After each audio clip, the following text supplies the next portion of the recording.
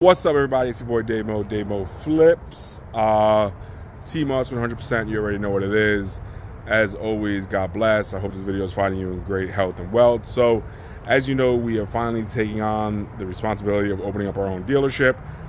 So today, what I'm going to do is it's day 2, and I'm going to show you guys what we were able to accomplish yesterday and some of the things that you need in the state of Florida to open up a dealership. So let's start with this sign. You need a sign that's on the entrance to your building. This one, I just bought. You see how shitty it is? I just bought that sign, just so you guys know. I just bought that sign to take pictures and get it pre-approved. Now, all the way down there, that's the street. Over there, we're going to put 2 4x4s with a larger sign that is for traffic. So in the state of Florida, it has to be seen from 50 meters off the roadway. So you see the roadways right there. We're going to put the sign like 10 feet off. It's going to be fine. This sign, which is crazy right now, you couldn't see anyway from out there, right? So let's get in here and kind of go through some other things. I'm not looking to, we got to get this fence fixed. But anyway, so as you can see, well, let's keep going, all right? So they wanted to see the building, the exterior space of the office. So there's the exterior, and we kind of already went through this yesterday, so we got to take pictures of everything for them, okay? So let's check this out. So basically what you got to do is you got to open the door, all right? And from right here, take pictures of this wall, that wall, okay?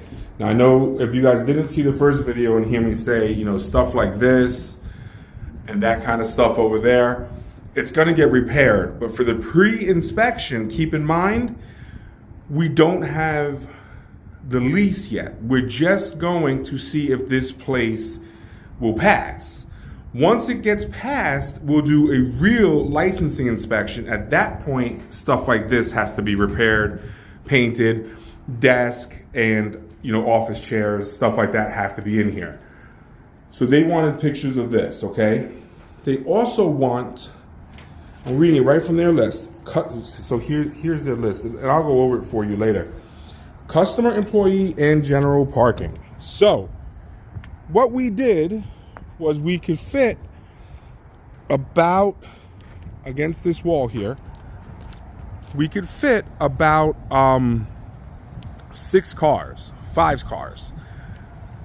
So this is going to be customer parking, right? And then right here, this will be employee parking. Since I'm the only owner, there's no employees, it's just me. I only need 1 spot for a car. All right, and then they want general parking, which is all along this line here and all over the grass.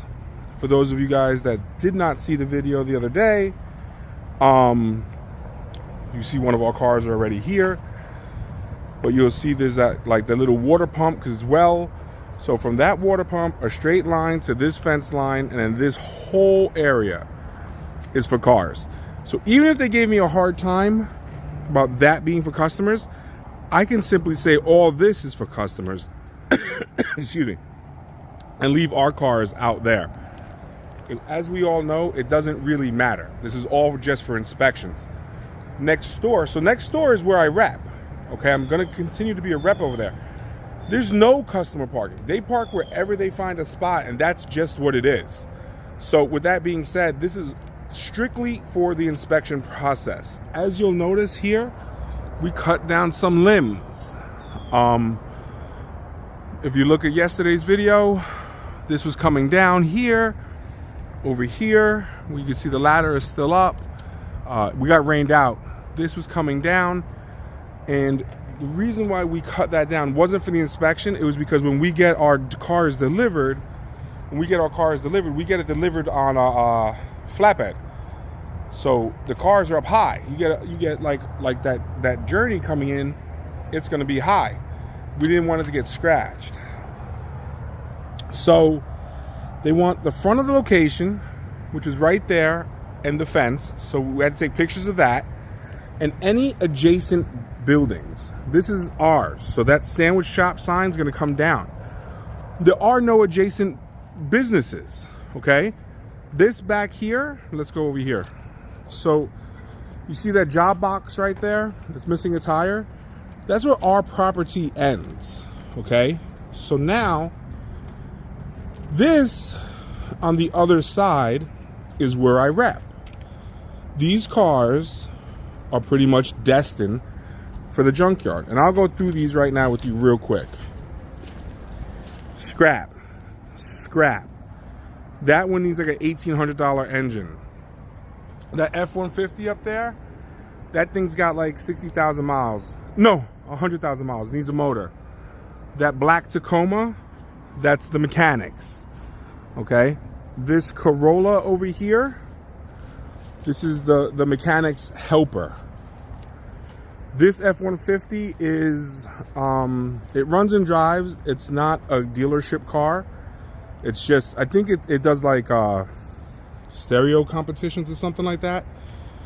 That F-150 right there, that's gonna get put up front. It needs plugs and wires. It'll go up for sale. That right there is going to the scrap yard. That's going to the scrap yard. Believe it or not, while a lot of you guys are probably guessing this is going to the scrapyard, they're not. This is Leroy's. He's putting this thing back together. He's gonna sell it. I think he only got it for like 400 bucks. This one is going to the scrapyard. They offered like 600 for it, but I might buy it because the motor and transmission are good. The interior is like missing interior parts. This has a 7.3 non-turbo in it. It's older, but it should be out front because it does run and drive. This is one of my newest cars that I picked up. I think it's a 2013 or a 2012 Volvo S60. You guys will see this one on the channel. It needs an engine, so we'll be putting an engine in this one. As you can see, it got messed up back here, but that's an easy fix. Look at this interior though. If you guys have been seeing my channel for a while, watching it for a while, whatever, you'll know that I love peanut butter interior. That's just my shit. The reason why I showed you guys this area, okay, plain and simple, is because they are going to say that we're going to need a divider here, okay? Because you can't have two dealers next to each other. So what we're going to end up doing during the inspection process is I am going to pay, well, hopefully the junk cars will be gone. I'm going to pay to have all these cars, I want to pay my tow truck driver to bring them around this tree and put them on our side. So they look like they're our vehicles. And this will then just look like it's a backyard. So that's kind of the workaround there. All right. So we already went over the business signage, and if you noticed on the signs, it says by appointment only. Now guys, don't think that we're being slick by saying by appointment only, meaning that they can't just come here whenever they want. By appointment only is strictly for the customers. If at any time the state wants to come here and inspect the property, we need to have 9 to 5 hours for them. If we do not have 9 to 5 hours for them, then we're out of business. So they'll call us and say, hey, Tuesday at 12 o'clock, we're gonna come and do a site inspection, even after you've been licensed. I have to make sure that I'm readily available for that, or someone on the team is readily available to handle that. With that being said, let's do another walk around. Hold on. So let me just shut this here.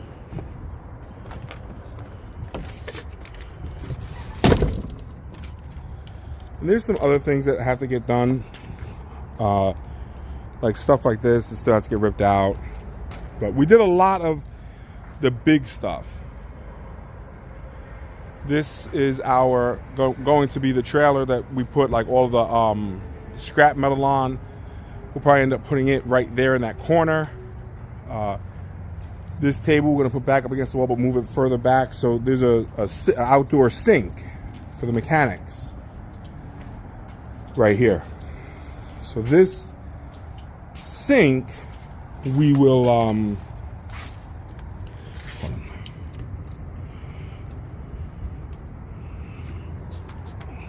hopefully that will stop it. This sink is going to get moved over here to this corner. The compressor is in this corner of the building. So what we'll probably end up doing is rerouting this over there, put the sink here, and put the compressor hose, because the lift is here, right?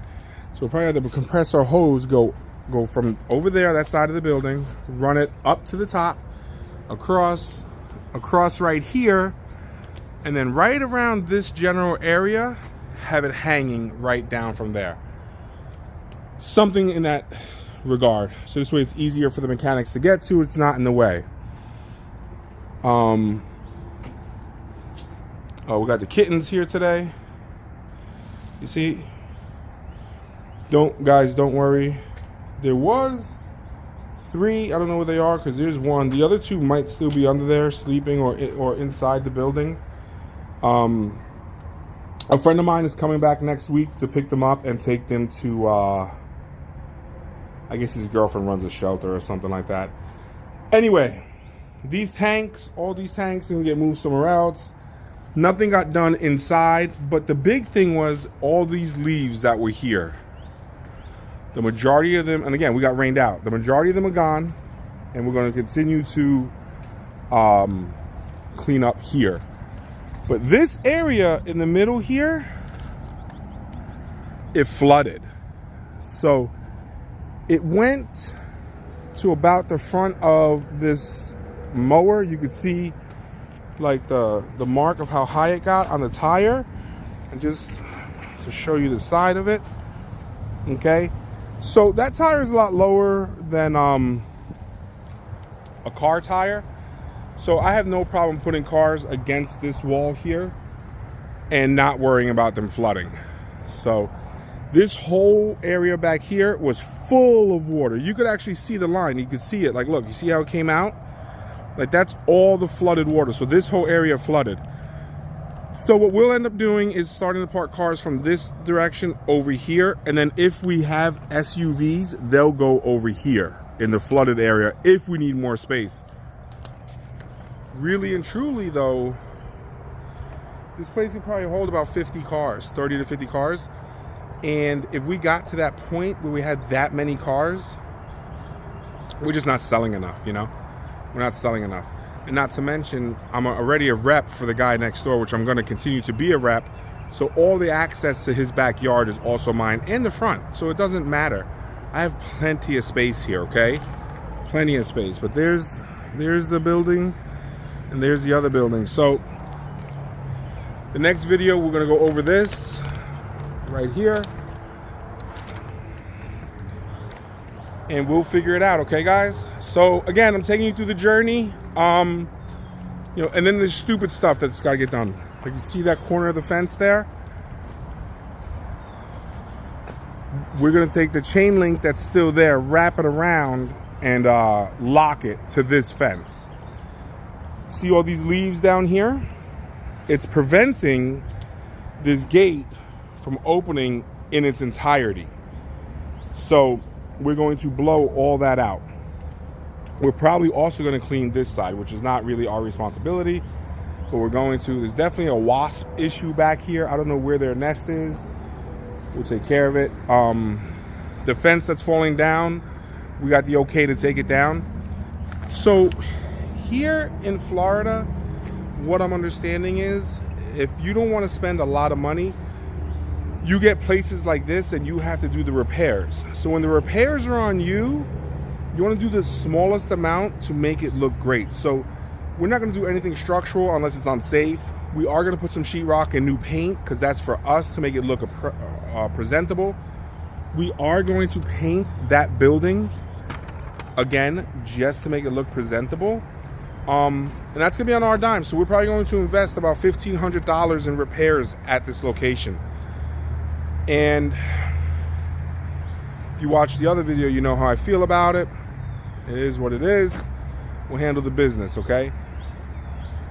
I have no doubt in my head that we are going to grow like wildfire, even in a bad economy, even in a recession, using the tools that I set up for even you guys to use. They're at your disposal. I don't have a class, although I've been so dead set against the class. I am making a class right now. And we're going to try to do some live here in Tampa, Florida, but we're also going to do like Zoom type stuff where we could chop it up. It's a group thing, but there'll also be like where you could just watch it at your leisure and figure it out from there. Because again, I don't necessarily know how someone in Tampa, Florida can help someone in Vegas buy and sell cars other than maybe even marketing. But I gotta be honest with you, you know, the way Coca-Cola markets in New York is probably not going to be how they market in Alabama, right? So how can I tell you how to market in Alabama if I'm in Florida or Vegas, right? Because everyone's car is going to be different as to what sells where they're at. One thing that's going to stay the same is how we are buying cars right now. We are heavy in wholesaling. We're loving wholesaling. And we're not making $500 a car. We're doing pretty well doing it. Videos to come, I can show you 2 more. I'll show you a few that we've sold. That's a wholesale vehicle right there. They only parked it there yesterday because of the rain. And it is what it is. That Lexus that I'm driving now, I haven't done a video up on it yet. That's not going to be a wholesale video. That is something I'll just flip right through the dealership. But at any rate, guys, thank you for taking this ride with me. Thank you for riding with me, man. Team Us 100%. And you already seen the name, man. Loyalty. Loyalty. Listen to me. I don't preach that shit. I live that shit. Like, if you're loyal to me, I'm going to be loyal to you, and we are going to do great things. And that goes for all of you guys out there, too. Like, be loyal to yourself, number one, and then be loyal to the people that are loyal to you. And when you come together, there's nothing that can't get done. One other thing I want to say to you is that right now, I've been getting a lot of slack from other people like, oh, why would you start a dealership heading into a recession? Why would anyone start a business? You know what? They're probably right. Why would I do that? Well, because if I don't try, then I already lost. But if I try and this thing fails, which I don't think it will, but let's just say it does, I will have learned some things. And when I open up my next one, I'll know not to do that. Do you see what I'm saying? A person who's afraid, a person who doesn't want to do it, a person who's on their couch talking about what they would do, never even gets to this point. Don't be that person. Be the person who takes chances. Be the person who gets out there and puts their ass on the line and tries to make it happen every single day, guys. Take that to heart, because right now, I'm not going to front. I'm scared.